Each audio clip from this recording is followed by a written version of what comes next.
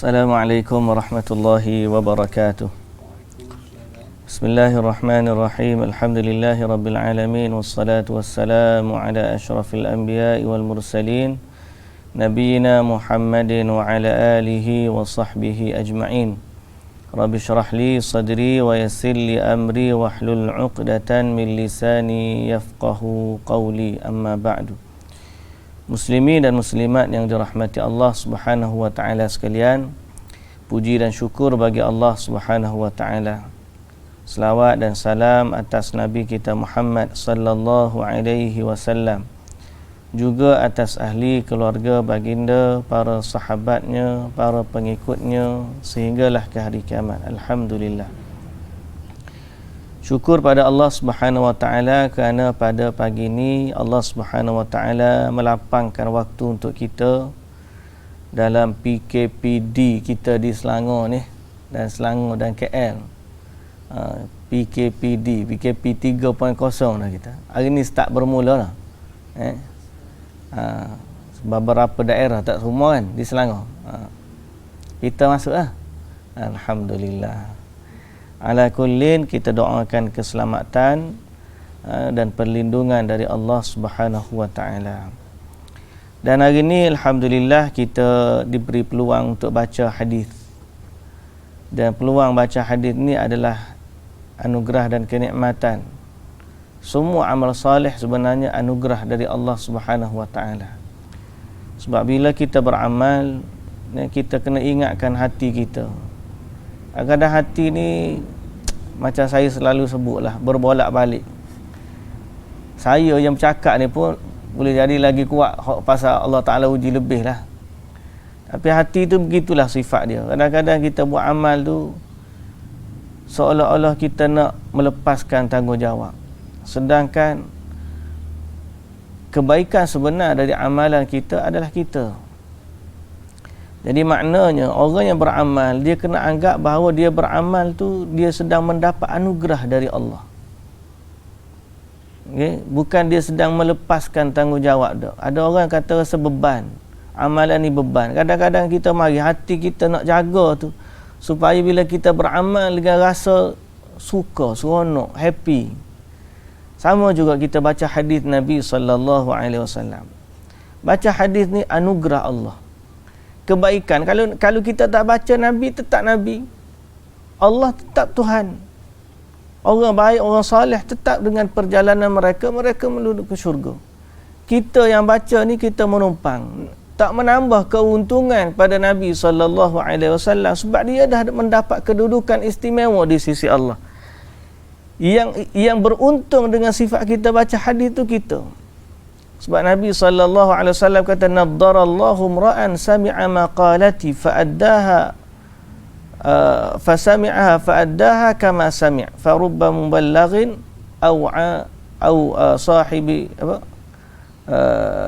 fiqhin aw atau afqahu min Allahumma aw kama qala an-nabi. Ingat hujung hadis tu.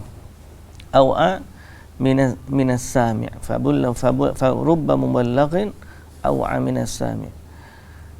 Allah Ta'ala menjadikan wajah berseri-seri orang-orang yang mendengar hadis, kemudian menyampaikan hadis. Maknanya kita yang beruntung, kita yang untung. Nabi sallallahu alaihi wasallam tetap dengan keistimewaan dan kedudukan baginda. Jadi kita membaca hadis ni anugerah dari Allah. Satu. Yang kedua, Allah Ta'ala kata, man yuridillahu bihi khairan yufaqihu fid din. Siapa yang Allah Ta'ala nak kepadanya kebaikan, Allah menjadikan dia ni erti dalam bab agama. Jadi mempelajari agama, memahami agama termasuk dari kebaikan yang besar. Jadi sebab tu keberuntungan kita belajar hadis, anugerah kita belajar dengar hadis, kemudian diberi pula kebaikan dengan asbab kita belajar hadis, kita lebih faham tentang agama. Semua ni adalah kebaikan untuk kita. Kebaikan untuk kita. Sebab tu bacalah hadis dalam keadaan kita rasa menerima anugerah dari Allah Subhanahu wa taala. Kita banyakkan selawat kepada Nabi sallallahu alaihi wasallam kerana baginda adalah jalan untuk kita menuju Allah Subhanahu wa ta'ala. Wa innaka la tahdi ila siratin mustaqim. Baik, hari ni yang kita nak baca ialah bab at-tashdid fin niyahah. Bab ancaman berat terhadap niyahah. Niyahah ni ratapan kerana kematian. Kita baca. Hadis Aisyah radhiyallahu anha qalat لما جاء النبي صلى الله عليه وسلم قتل ابن حارثة وجعفر وابن رواحة جلس يعرف فيه الحزن وأنا أنظر إلى صائر الباب شق الباب فأتاه رجل فقال إن نساء جعفر وذكر بكاءهن فأمره أن ينهاهن فذهب ثم أتاه الثانية لم يطعنه فقال أنهاهن فأتاه الثالثة قال والله غلبننا يا رسول الله فزعمت أنه قال في أفواههن التراب فقلت أرغم الله أنفك لم تفعل ما أمرك رسول الله صلى الله عليه وسلم ولم تترك رسول الله صلى الله عليه وسلم من العناء. Okay. Aisyah radhiyallahu anha berkata, ketika berita terbunuhnya Zaid bin Harithah, Ja'far bin Abi Talib dan Abdullah bin Rawahah, kenapa sebut Abdul Jah ni? Abdullah bin Rawahah radhiyallahu anhum, ketika terbunuhnya mereka, berita tu sampai kepada Nabi sallallahu alaihi wasallam. Baginda duduk berduka cita. Nabi duduk bersedih. Dan aku melihatnya dari sela-sela pintu. Tiba-tiba datang seseorang memberitahu bahawa ada beberapa wanita menangisi Ja'far. Ada beberapa wanita menangisi Ja'far. Yakni isteri-isteri dia lah. Isteri-isteri dia ni menangisi kematian Ja'far bin Abi Talib. Maka Nabi sallallahu alaihi wasallam menyuruh seseorang agar melarang hal itu, bagi tahu mereka jangan menangis. Tetapi orang tersebut kembali dan berkata, aku sudah melarang, tapi mereka tidak menurut. Lalu orang itu diperintah lagi agar melarang mereka. Tetapi dia kembali dan berkata, mereka dapat mengalahkanku ya Rasulullah. Mereka dapat mengalahkanku. Yakni bila aku tegur, dia tak dengar, kemudian aku pula kena tegur. Gitulah, mengalahkanku. Jadi dia tak dengar. Dan dia pun tak boleh nak tegur dah. Kata Aisyah radhiyallahu anha, faza'amat annahu qal,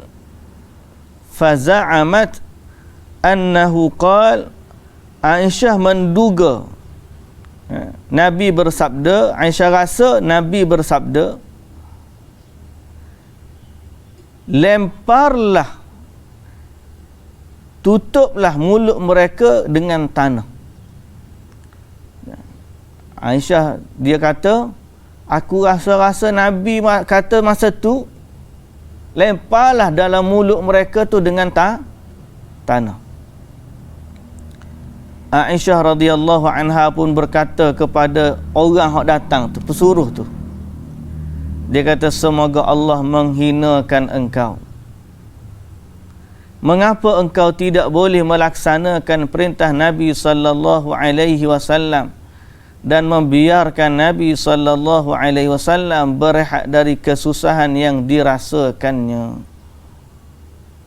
Okey, dari kesusahan yang dirasakannya. Jadi Aisyah ni tolong backup Nabi, bukan backup lah. Sebab Nabi sallallahu alaihi wasallam pun sedang bersedih dengan kewafatan 3 orang sahabat dia, apatah lagi Ja'far bin Abi Talib yang merupakan sepupu dia. Sepupu dia. Adik-beradik Ali lah, Ali bin Abi Talib ni Ja'far bin Abi Talib. Jadi Nabi sendiri sedang sedih. Tiba-tiba datang seorang, dia kata dia mengadu kepada Nabi, isteri-isteri Ja'far sedang menangisi kematiannya. Jadi Nabi kata larang dia. Larang, jangan bagi dia menangis. Kuat-kuat lah bahasa kita tu. Kemudian dia datang 2 kali. Kata aku dah larang dah. Dia orang tak dengar. Nabi kata pergi tegur larang dia. Dia pergi lagi. Mari kali ketiga. Dia kata dia orang tak dengar. Aku berkalah, dia kata. Lepas tu sahabat Aisyah kata, aku sangka Nabi sebut campur dalam mulut mereka. Maknanya tegaslah dalam melarang mereka. Aisyah pun tak tahan, dia ni bergerak dia ni. Kalau bahasa kita kan. Nabi dah suruh 3 kali. Kemudian duk mari mengadu lagi. Suruh Nabi pergi sendirilah seolah-olahnya. Suruh Nabi pergi tegur sendiri. Seolah-olah gitulah. Duk mari mengadu lah kita kan. Aisyah kata, bergerak sungguh mu ni. Bahasa kita. Ni, bergerak sungguh. Raghima. Apa panggil? Bahasa dia, arghamallahu anfak. Nah, semoga Allah menghinakan kamu. Aisyah kata, ni, ataupun menghina di sini raghima anf ni bergerak bahasa kita gak. Bergerakmu ni bahasa kita. Bukan kata hina dari sudut celaka tu. Kalau celaka orang Arab dia sebut lain. Celaka macam kita kata raghima anf, sangat-sangatlah rugi. Bahasa gitu. Rugi atau beratlah bahasa kita. Kita kalau guna kita, oh beratmu ni bahasa kita. Bahasa KL ni kata apa? Kalau Kedah cakap apa? Hang ni cerai lah. Bahasa kita, cerai itu maksud apa? Kita nak ayatnya benda ni tak bagus lah macam ni maknanya apa dah? Lekeh hang ni. Lekeh hang ni. Pasal apa? Nabi suruh 3 kali, mu tak boleh buat, lepas tu mu mari 3 kali mengadu pada Nabi. Boleh ke tak kamu biarkan Nabi SAW dengan kesusahan dia? Nabi tengah susah hati lah ni. Nabi tengah susah hati lah ni. Kamu nak mari mengadu. Masalah kamu. Nabi dah suruh dah. Nabi kata kamu pergi larang mereka. Kamu tak mampu, kamu nak tambah susah pada Nabi. Jadi Aisyah dia marah sebab dia tengok Nabi SAW tengah sedih. Jadi isu dia ataupun poin dalam hadis ini ialah, pertama, larangan Nabi SAW kepada mereka jangan menangis. Yang kedua, ketegasan ancaman tu, berat ancaman keras, sehingga Aisyah kata aku sangka Nabi suruh campur dalam mulut mereka tanah. Menunjukkan bahawa apa yang berlaku bukan tangisan mata, air mata saja. Kita dah bicara sebelum ni bab al-buka 'alal mayyit. Bab tangisan kepada si mati. Bab tangisan si mati ni pada asal tangisan boleh. Sebab Nabi SAW pun menangis dalam erti kata kesedihan. Tapi yang dilarang ialah ratapan. Apa maksud ratapan? Tangisan yang disertai dengan ucapan atau perbuatan-perbuatan yang menambahkan kesedihan. Seperti mengingkari takdir Allah. Disebut juga an-nadbu. An-nadbu ni adalah kembar kepada an-niyah. An-niyah ni ucapan-ucapan yang mencelakakan atau cela atau merataplah.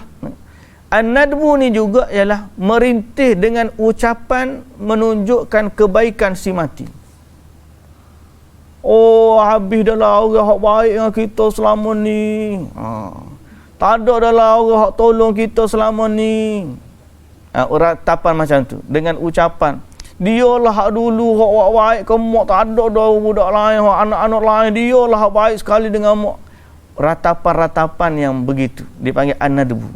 Jadi kalau kita kata, oh lah celakalah aku, habis dah lah aku, pun tak boleh. Oh, dia tak telah pergi, dia telah hilang lah orang selama ni, dia lah bantu aku, kalau tak ada dia, tak ada lah betul aku. Dia seolah-olah hilang pergantungan dia. Ada sifat kufur dari sudut perkataannya tu kepada Allah Azza wa Jalla. Sebab yang jaga kita sebenar, yang bantu kita sebenar adalah Allah Azza wa Jalla. Orang tu perantara saja. Jadi bahasa mulut ni menunjukkan ratapan yang lebih. Jadi hadis ni bila Nabi SAW kata, Aisyah kata, aku sangka Nabi suruh masukkan tanah dalam mulut, menunjukkan apa yang berlaku bukan sekadar tangisan biasa. Bukan tangisan biasa, bahkan ratapan. Jadi adanya bantahan, ancaman keras, larangan keras daripada Nabi SAW terhadap ratapan. Malah dia termasuk dari amalan jahiliyah yang dilarang dalam Islam. Tapi tetap saja masih ada orang-orang tetap melakukannya, padahal dia termasuk perkara jahiliyah. Baik. Ada panjang dalam bab ratapan ni, kita akan sebut nanti. Hadis yang seterusnya, hadis Ummi Atiyah radhiyallahu anha qalat akhadha alaina an-nabiy sallallahu alaihi wasallam 'inda al-bai'ati alla nanuha fama wafat minna imra'atun ghairu khamsi niswatin Ummu Sulaim wa Ummul Ala wa ibnuhu Abi Sabrah imra'atu Mu'adh wa imra'ataini aw ibnatu Abi Sabrah wa imra'atu Mu'adhin wa imra'atun ukhra. Ummu Atiyah radhiyallahu anha berkata, dalam bai'ah kami, yakni bai'ah kaum wanita, dalam bai'ah kaum wanita kepada Nabi SAW, bahawa kami dilarang niyahah, meratap ketika kematian. Maka tiada yang dapat menepati larangan itu daripada kami kecuali 5 wanita. Memang Nabi suruh bai'ah, tapi masa tu mereka ni kesedihan mereka mengalahkan panggil akal mereka, sehingga akhirnya kata Ummu Atiyah, tidak ada yang boleh betul-betul maknanya kuat hati mereka untuk taat pada bai'ah tersebut, iaitulah kecuali 5, iaitu Ummu Sulaim, Ummul Ala putri Abu Sabrah, isteri Mu'adh, dan 2 wanita lain, atau putri Sabrah, ibnu isteri Mu'adh, dan wanita lain. Jadi bab larangan. Hadis ni menunjukkan larangan ini terkhusus kepada, bukan terkhususlah, maknanya lebih ditekankan kepada golongan wanita.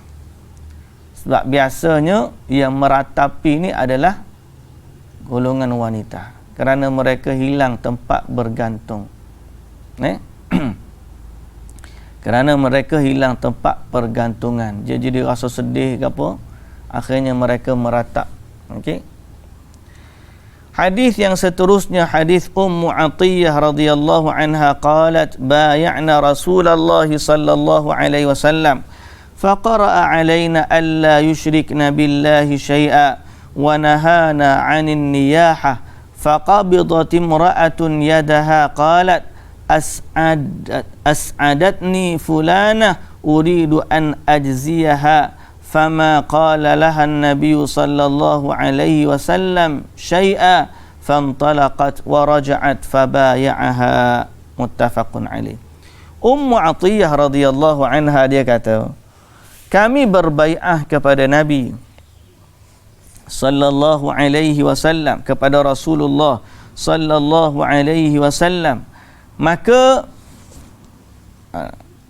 ketika kaum wanita berbai'ah kepada Nabi sallallahu alaihi wasallam, maka Nabi sallallahu alaihi wasallam membacakan kepada kami ayat 12 surah Al-Mumtahanah, alla yusyrikna billahi syai'a, ayat-ayat tentang bai'ah tersebut.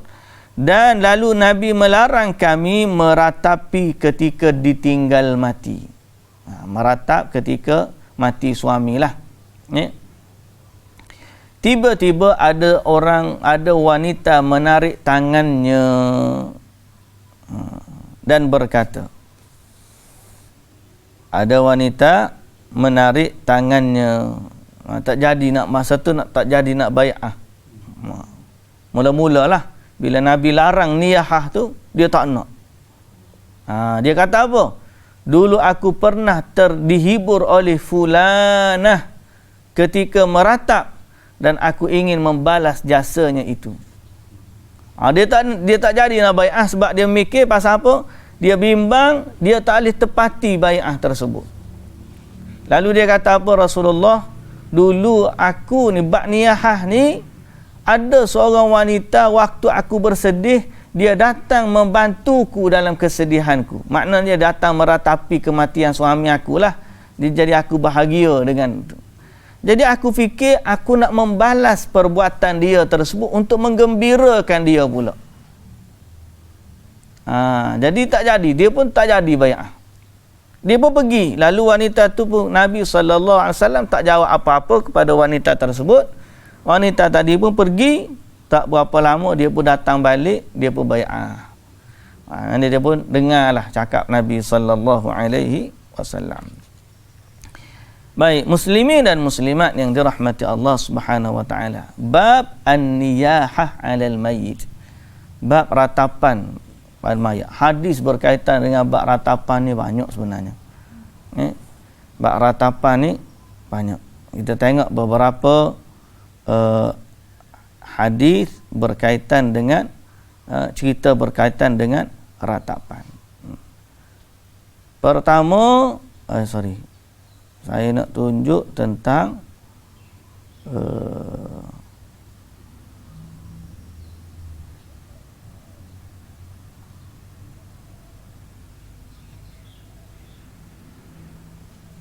niyahah 'alal mayyit. Baik. Cerita panjang bab niyahah ni.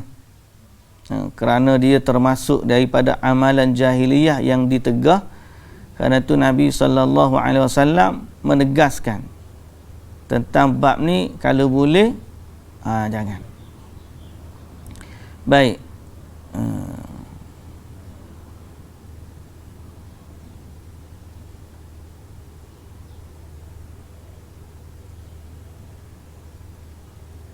Sehingga Al-Imam Nawawi kata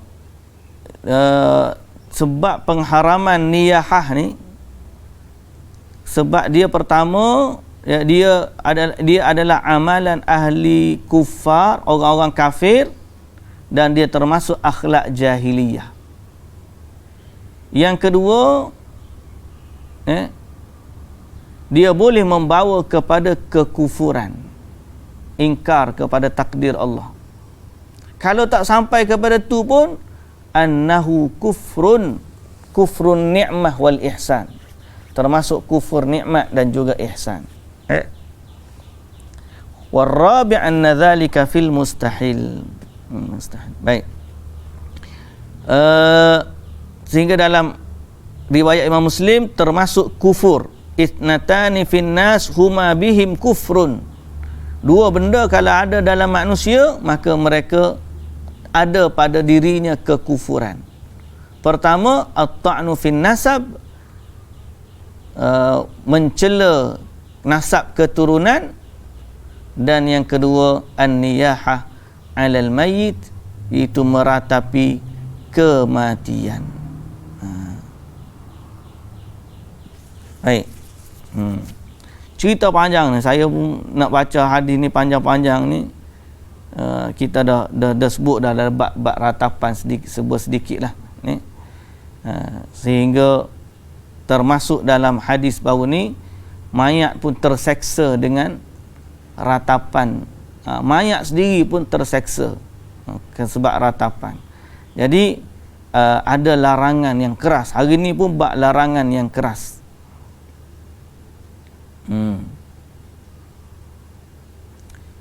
Baik.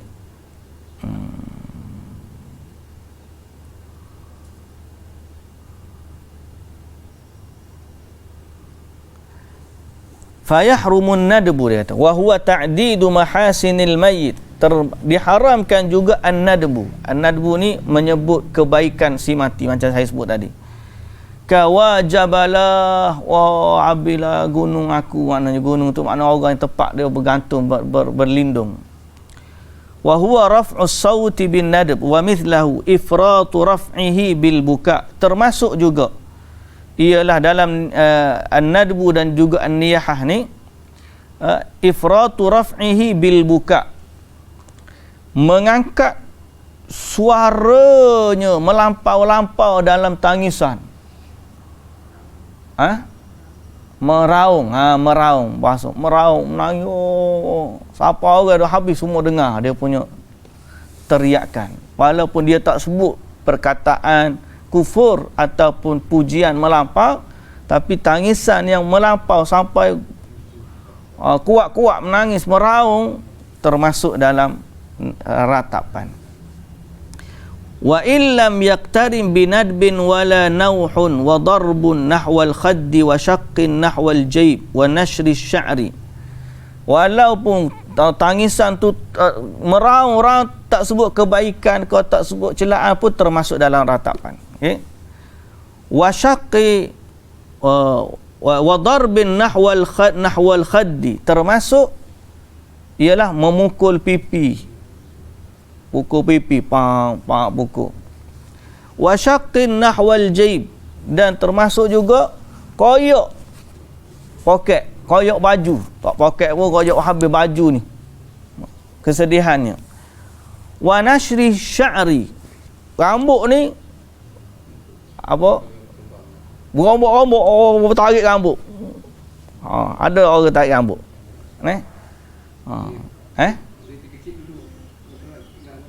Pernah nampak orang menangis-nangis ditarik siapa tarik rambut. Kita tengok mati gitu. Maknanya pak kita pun ada berlaku juga. Wa halqihi wa natfihi, ada yang siapa cukur. Cukur ni maknanya dia termasuk kabur. Mungkin dia tak menangis, mungkin tak meracau, tapi sebagai tanda berkesedihan dia pun cukur kepala. Kenapa kita kata cukur? Berkabung. Mana tak boleh juga. Wa natfi, ada yang cabut.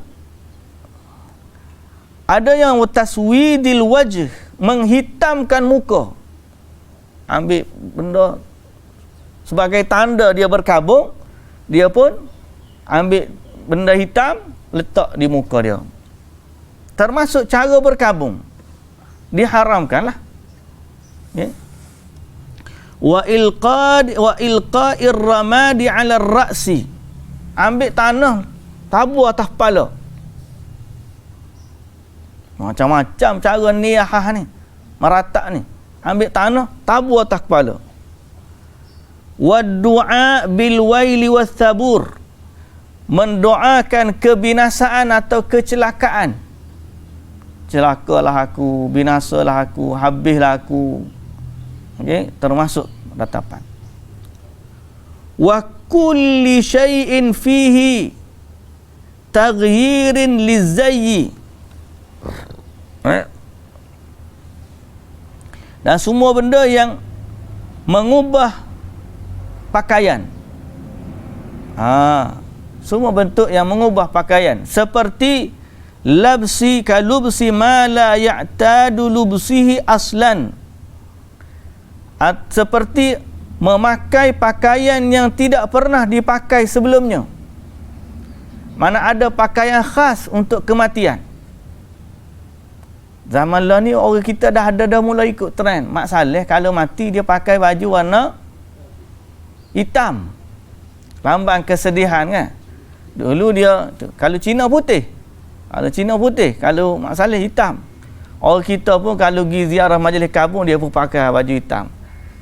Bukan salah di baju hitam tu, tapi dia menjadikan itu pakaian khusus untuk berkabung.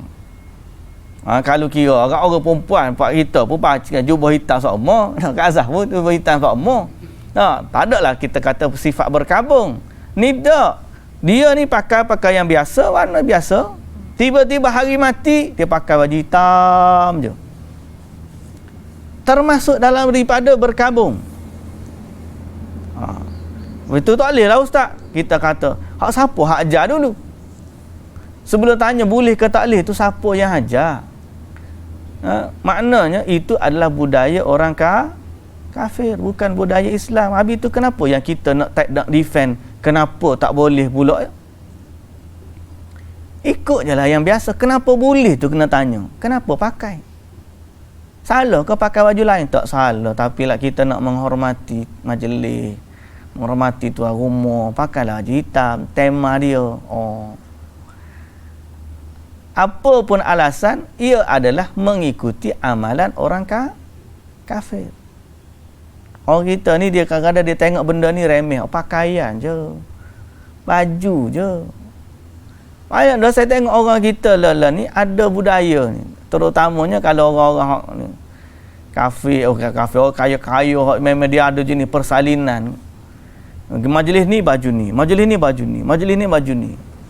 Jadi kalau hari mati pakai hitam. Budaya tu daripada mana asal usul dia? Daripada kenapa dia pakai warna hitam?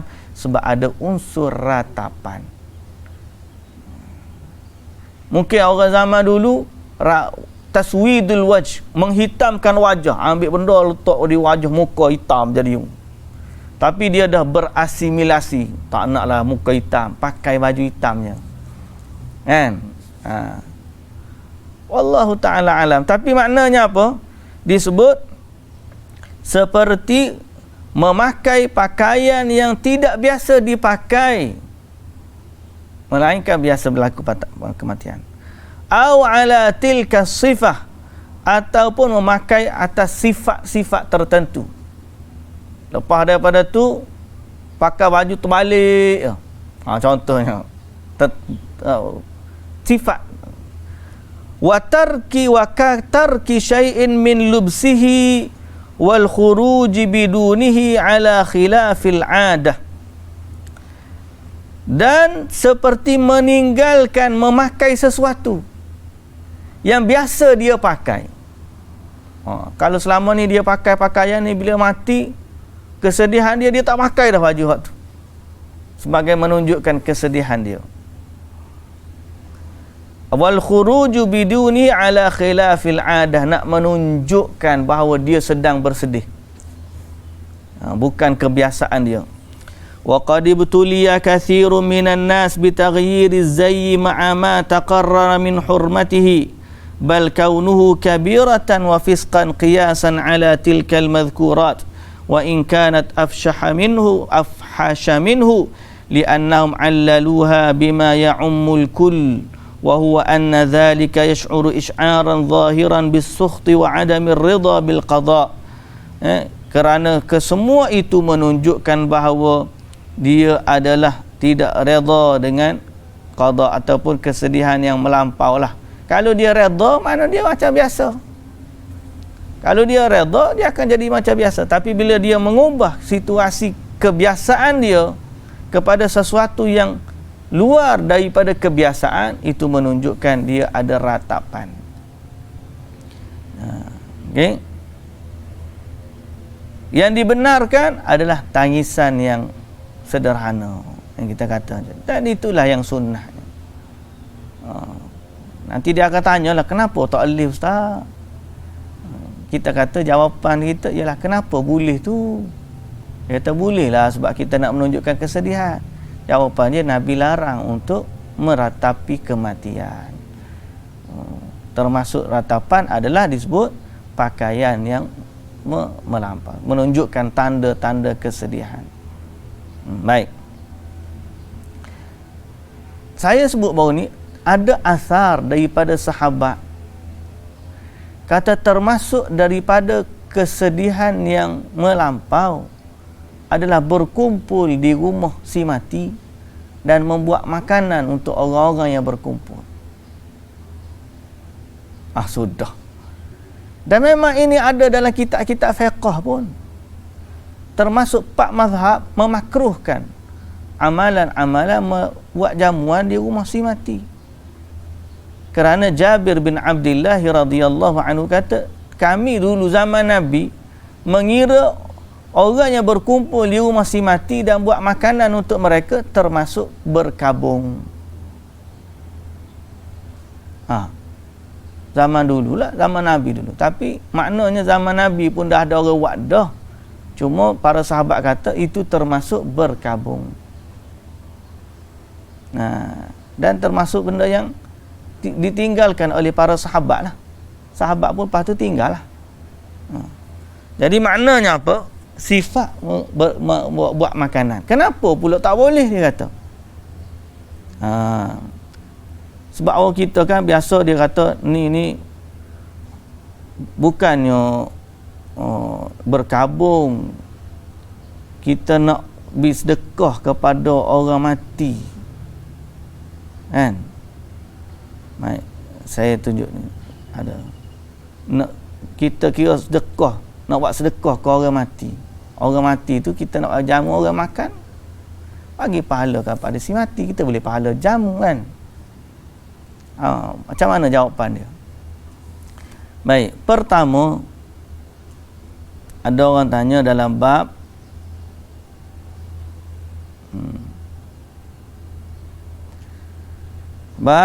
sunnah dalam bab kematian ni ialah jiran, kaum kerabat, sahabat handai buat makanan pergi bagi kepada ahli keluarga si mati. Kerana itu adalah perkara yang sabit daripada Nabi sallallahu alaihi wasallam. Nabi suruh orang buat makanan bagi kepada keluarga Ja'far. Nabi kata isna'u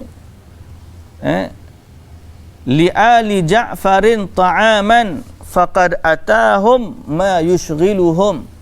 Buatlah makanan bagi kepada keluarga Ja'far, kerana telah datang kepada mereka apa yang menyibukkan mereka, iaitu kesedihan lah.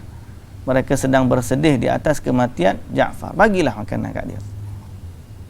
Hadis tu diriwayatkan oleh Al-Imam Tirmizi, Imam Abu Daud dan Ibnu Majah, dan dihasankan oleh Al-Imam Tirmizi serta Ibnu Katsir dan juga Syekh Al-Albani. Imam Asy-Syafi'i sendiri kata, wa uhibbu lil jiranil mayyit aw dhawi qarabatihi an ya'malu li ahli al mayyit fi yawmin yamutu wa lailatihi ta'aman yushbi'uhum fa inna dhalika sunnah. Dia kata apa? Imam Syafi'i kata, aku suka untuk jiran si mati atau kaum kerabat dia membuat makanan kepada si ahli keluarga si mati pada hari dia mati dan hari malamnya. Itu satu hari satu malam buat makanan pergi. Ta'aman yushbi'uhum, makanan yang mengenyangkan mereka. Jangan bagi biskut ya, bagi biskut. Bawa gula. Bawa gula, bawa susu, pergi melawat. Baguslah. Tapi hak dia sebut ni ta'aman yushbi'uhum, bagi makanan yang mengenyangkan mereka supaya mereka tidak lagi sibuk dengan makanan. Kita ni kadang-kadang bagi gula habis penuh sangat gula. Susu bertenteng pasal dengan dia. Kalau hak tu ada zaman dulu tak apalah. Tapi kalau zaman lah ni mudah dah. Order Food Panda je. Kita dengar ada di atas order Food Panda. Ya, kalau betul kita nak menggembirakan dia, bukan nak menambah kesedihan. Jangan kita jadi asbab menambah kesedihan. Sedih ni memang sedih, tapi kita menjadi asbab kesabaran.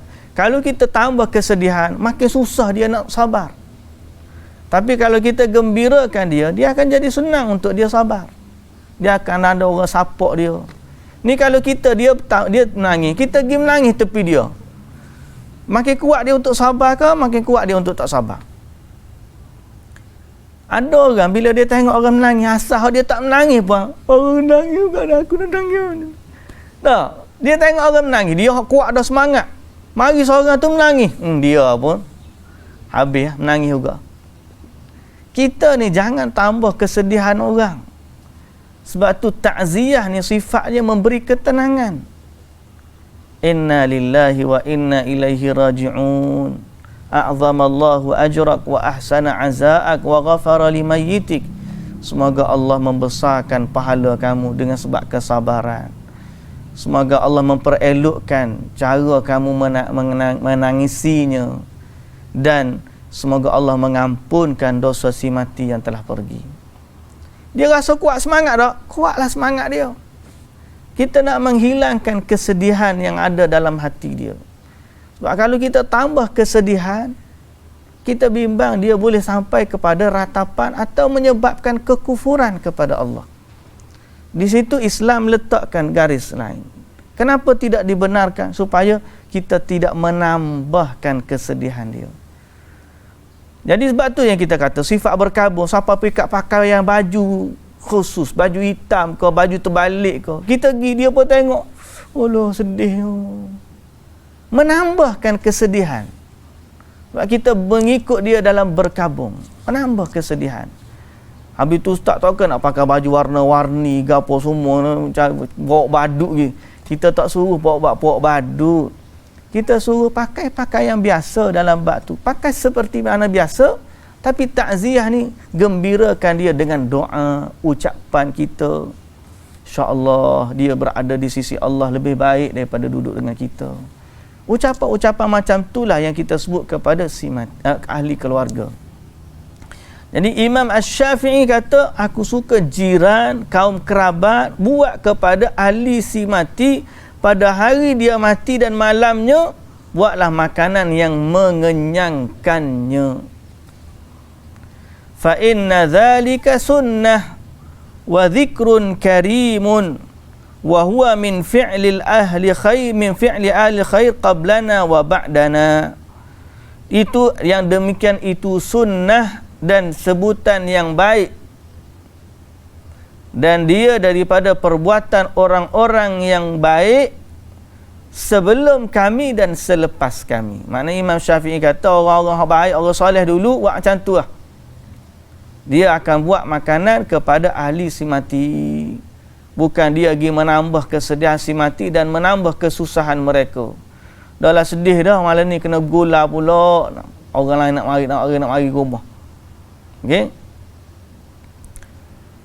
Berkata Ibnu Qudamah, wa yustahabbu islah ta'amin li ahli al-mayyit, dan digalakkan membuat makanan kepada ahli keluarga si mati dan menghantarkannya kepada mereka.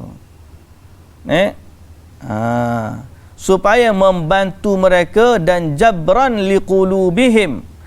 Jabran liqulubihim ni mengubat hati mereka. Mengubat hati mereka.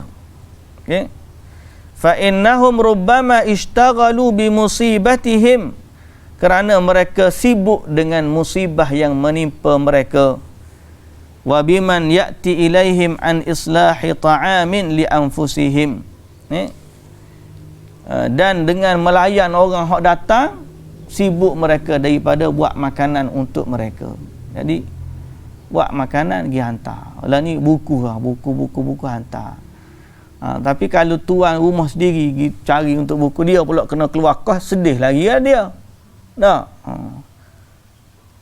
Jangan jadi kena buang dah budaya pak kita. Kalau kampung-kampung ni dia nak semayang di rumah. Semayang di rumah ni pasal apa? Tak ramai orang. Dan tak ramai orang sebab apa? Bila tak ramai orang boleh bagi duit tu tak banyak lah. Kalau semayang di masjid ni ramai orang, takut nak kena bagi banyak. Jadi lepas dia tunggu tangga rumah tu dia tunggu, ambil duit, ada sampul, siap. Sini tak ada budaya tu. Tak ada. Kedah ada. Kat kampung saya pun ada. Kita pergi kat sampai sekarang ni pun ada. Royak dah, tapi kat payah budaya ni nak buang. Dia tunggu depan pintu. Kita semayang, kita tolak dia, mari masuk dulu. Seolah-olah benda wajib lah. Orang tua rumah kena bagi. Dia macam orang panggil macam tahap buka. Jangan bagi terlepas orang pun. Kecuali bagi nasi, bagi duit. Lepas tu kalau kita turun tangga, dah dapat dah. Belum, dah dapat dah. Ya Allahu Akbar. Hak tu baru hak semayang. Baru semayang jenazah baru. Siapa pergi semayang jenazah, dia semayang di rumah, lepas semayang tu, dia tunggu tepi pintu. Maknanya nak keluar rumah tu, kadang-kadang ada 2 orang, kiri kanan pintu. Standby. Cuba orang, bagi. Gembirakah ahli keluarga si mati dengan perkara tersebut? Dia kata kita nak sedekah kepada orang, pun dapat pahala semati. Itu nama dia alasan. Kalau sedekah ke orang fakir tu. Orang fakir betul. Ada orang fakir miskin, ambil lah ni sedekah. Beri beras ke dia, beri telur ke dia, beri minyak ke dia, beri gula ke apa. Ambil sedekah, ni adalah niat untuk si mati. Orang mari tu orang senang-senang tu. Kadang-kadang terimak tu rumah dia sadar. Tok Bila tu pun ada kereta. Boleh makan, boleh gapo. Kalau betul nak bagi sedekah, si fakir hak tak mari pun tak apa lah. Ambil beras, ambil gula ke, kita bagilah kepada ni niat untuk keluarga ada meninggal. Boleh, tak ada masalah. Baik. Jadi jumhur ulama tidak menyukai perbuatannya. Jumhur ulama. Buka kitab fiqh. Termasuk dalam kitab-kitab Jawi sekalipun. Termasuk dalam kitab-kitab Jawi. Ulama-ulama tak suka. Berdasarkan hadis Nabi SAW kepada keluarga Ja'far, asalnya sunnah ni orang lain buat makanan kepada keluarga si mati. Bukan si mati sediakan makanan untuk orang lain. Jadi pak kita terbalik. Maka ulama memakruhkan perkara tu kerana menyelisihi sunnah. Okay. Sama ada berlaku makanan tersebut pada hari dia mati, atau hari ke-4, atau hari ke-10, atau hari ke-40, atau ulang setahun. Kita ni kadang-kadang ada mula-mula buat tiap-tiap hari, 3 hari. Lepas tu 7 hari. Atau ada setengah buat 3 hari lepas tu stop. Ada setengah buat 7 hari baru stop. Ada setengah buat sehari tu stop. Kemudian cukup 40 hari, dia kata buat pula 40 hari dah ayah kita mati ni, kita buatlah. Mana apa tu? Nak mengingat kesedihan. Lepas tu Islam ni bukan suruh kita bersedih dah. Islam ni suruh kita ni mengharap pahala dari Allah. Lawan kesedihan. Ni sama ada mazhab Syafi'i ke, mazhab Hanafi ke, mazhab Maliki ke, semuanya melarangnya. Berkata Imam An-Nawawi, Imam Nawawi kata ni, wa amma islahu ahlil mayyiti ta'aman, adapun keluarga si mati buat makanan, wa jam'uhumun nas alaihi, kemudian mengumpulkan manusia, panggil dia orang datang makan, falam yunqal fihi syai', tidak ada pun sesuatu riwayat yang datang yang dinukilkan tentang perkara tersebut. Mana zaman dulu tak berlaku gitu. Daripada orang-orang baik lah ni maknanya, orang-orang soleh, ataupun daripada sahabat, ataupun daripada Nabi sallallahu alaihi wasallam. Wa huwa bid'atun ghairu mustahabbah, kata Imam An-Nawawi, dan itu adalah perkara bid'ah yang tidak disukai. Jadi, tapi bila kita terang macam ni, nayalah nanti macam-macam lah orang kata tuduh tak boleh tu, sikit-sikit tak boleh. Okay? Wal qawlu bil karahah huwa alladhi alaihi madhahibul a'immatil arba'ah kama sabaqa naqli aqwalihim. Jumhur ulama kata karahah. Pak mazhab kata karah, makruh. Makruh ni dilarang juga, tapi tak adalah siapa kata larangan tu kalau buat tu berdosa. Cuma kalau tak buat dapat pahala. Sebahagian ulama kata bukan boleh dak, sebahagian ulama kata haram tu. Wa dhahaba ba'dul ulama ila tahrim, sebahagiannya kata haram. Tak ada ulama yang kata sunat, melainkan orang-orang yang duk buat je.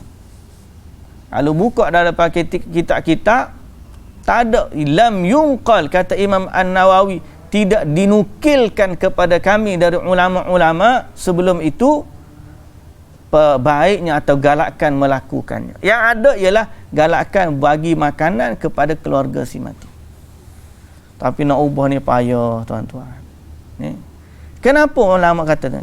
Kerana Abdullah ibnu Jabir bin Abdullah radhiyallahu anhu dalam hadis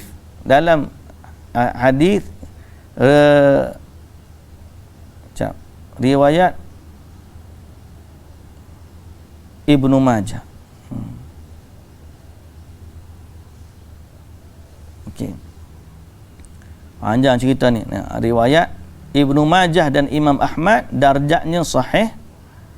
Kata Jabir bin Abdullah al-Bajali, kunna na'uddul ijtima'i ila ahli al-mayyit wa sani'at at-ta'ami ba'da dafnihi minan niyahah. Kami mengira berkumpul di rumah si mati dan membuat makanan untuk orang berkumpul setelah daripada mengebumikan mayat, minan niyahah, termasuk dari larangan, ratapan, termasuk dari ratapan, kata Jabir bin Abdullah radhiyallahu anhu. Jadi hukum dia kalau kira berat jugalah. Ada sebahagiannya kata haram. Cuma kalau ada orang buat, boleh ke tak kita makan makanan tu? Ada orang tanya Syekh, boleh ke tak kita pergi makan makanan? Alah, tekah ni sokmu.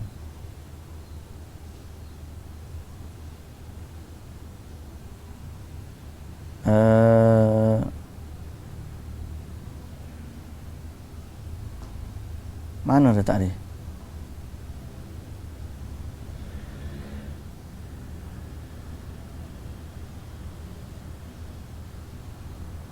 Oh, tu ada orang tanya soalan tadi, saya pernah tengok fatwa, ada orang tanya jiran dia ni buat makanan, lepas tu dia bagi makanan.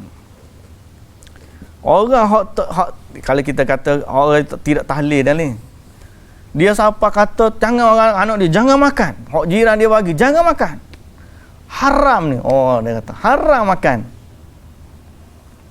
Siapa dia pun bagi kepada apa, makcik dia ke. Dia kata, makcik, makanan ni kami bagi sebab tak boleh makan makanan ni.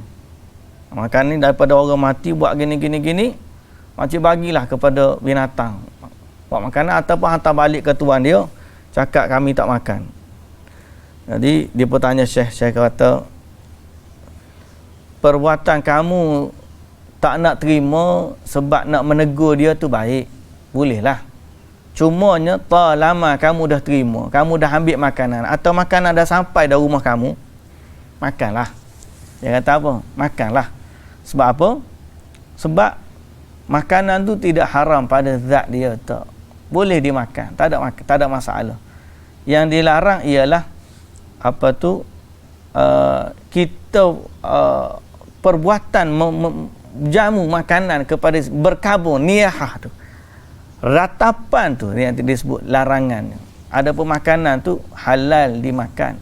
Cuma kalau sifat kita duduk layan makan sokmo-sokmo, dianggap sokongan terhadap ratapan, baik, tak payahlah. Jadi kalau orang bagi rumah makanan, makan. Tapi kalau dia ajak nak pergi, kalau kita rasa nak boleh pergi dalam memberi maksud kebaikan, pergi. Dalam masa yang sama kita ikhtiarkan, sampaikanlah sunnah kepada Nabi, kepada mereka, sunnah Nabi sallallahu alaihi wasallam, iaitu kita buat makanan pergi. Mana kalau dia ajak kita pergi rumah dia, kita pergi bawa makanan. Ambillah makanan. Saya tak makan kot, saya kenyang dah. Kita pergi bawa makanan. Kata apa pula makanan? Sahabat ni, kalau ikut sunnahnya hak ni. Jadi kita pergi tu, kita pergi dalam bab untuk bernasihati. Jadi pandai-pandailah kita. Jangan sampai dia sedih, kita menambah kesedihan dalam sudut lain pula. Kan? Dia sedih dah. Jadi kita mengingkari benda mungkar tu agak dah. Tapi kan termasuk takziah ni kita menghilangkan kesedihan. Jadi kalau nak syarah panjang-panjang pun tunggu hilang sedih dia dulu. Jangan hari dia sedang bersedih tu kita pergi ittaqullah baca khutbah kat dia pula tengah sedih dah. Dah lah kita tak buat makanan kat dia. Kita pergi pula pergi syarah pula ke dia. Hari hak dia sedang sedih. Patutnya masa itulah kita suruh dia bersabar. Jadi mengingkari benda mungkar ni pun ada kaedah juga. Boleh tak? Jangan siapa peringkat dia sedih bab kematian, kita sambah sedih pula dengan benda-benda yang memanglah kita kata dia buat tu salah kan. Tapi masa wanita hak nak bai'ah dengan Nabi tu pun Nabi tak kata apa. Nabi tak kata apa. Nabi dia kata aku tak nak bai'ah. Nabi diam, Nabi tak kata apa. Ummu Atiyah kata dia pun pergi, kemudian dia datang balik. Maknanya apa, dalam bab mengingkari tu kena ada fiqh dia, seni dia. Jangan sampai kita maksud daripada semua tu ialah menghilangkan kesedihan. Sebab Nabi SAW kata kepada sahabat dia, datang buatlah makanan kepada keluarga Ja'far. Sebab apa buat makanan tu? Sebab dia datang kesedihan kepada mereka. Kita nak menghilangkan kesedihan mereka. Takziah ni menghilangkan kesedihan. Dia datang. Dia sudah datang. Action tu, action. Ni, action. Ambil gambar. Baik. Jadi pandai-pandailah bahasa kita, pandai-pandailah. Kita dengan jiran tetangga ni kena jaga hubungan. Kita pergi. Kalau kita tak pergi kadang-kadang, kita pergi kadang-kadang. Dalam masa kita pergi pun kita bawa makanan kat dia. Kita menghidupkan sunnah. Nak naik kereta api boleh? Boleh. Yeay! Habis pun tak apa dah, habis dah. InsyaAllah. Jadi muslimin dan muslimat yang dirahmati Allah Subhanahu Wa Taala sekalian, kita balik kepada hadis yang kita ni, dalam bab ni, seterusnya nanti kita baca bab habis dah bab ratapan tu, larangan menghantar jenazah bagi wanita. Itu nanti kita baca pada minggu depan insya-Allah. Wallahu taala alam. Subhanakallahumma wa bihamdika asyhadu an la ilaha illa anta astaghfiruka wa atubu ilaik. أقول قولي هذا وأستغفر الله العظيم لي ولكم. السلام عليكم ورحمة الله وبركاته.